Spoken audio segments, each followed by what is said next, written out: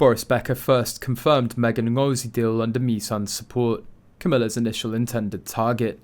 We continued debating the relationship between photographer Misan Harriman and Meghan Markle. Recently, tennis champion Boris Becker sparked social media with a revelation about the fact that Meghan orchestrated the scandal between Ngozi Fulani and Lady Susan Hussey under Misan's support.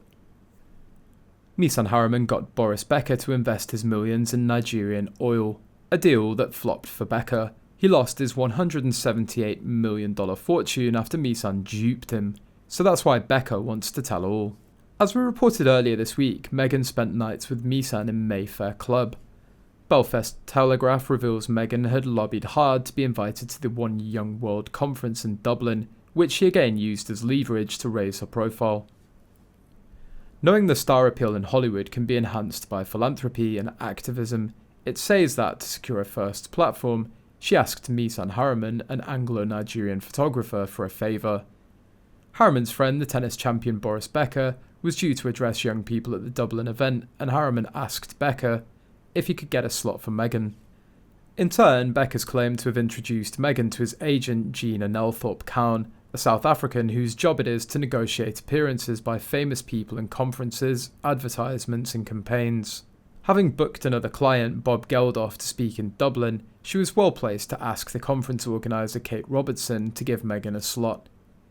The actress then used the time to speak to the world's media about gender equality and positive change. Nelthorpe-Cowan, who met and spoke to Markle in a Dublin hotel while she was in a toweling bathrobe with her hair tied back, Meghan's obvious purpose in Dublin was to promote her profile, increase her income, and become influential. Back to Misan, Ngozi and Meghan deal. Misan Harriman is connected to Ngozi in November 2022, near the time the woman accused Lady Susan Hussey of discrimination at a palace event. Ngozi is a chosen name, relatively recent in her life.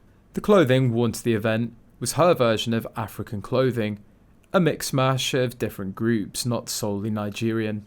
2022, when the palace incident occurred, is when Ngozi's charity Sister Space, founded in 2015, was being investigated by the Charities Commission for financial irregularities. She stepped down from it in 2023. What's interesting is that Misan's rise coincides with Meghan. They were running in the same grifting circles.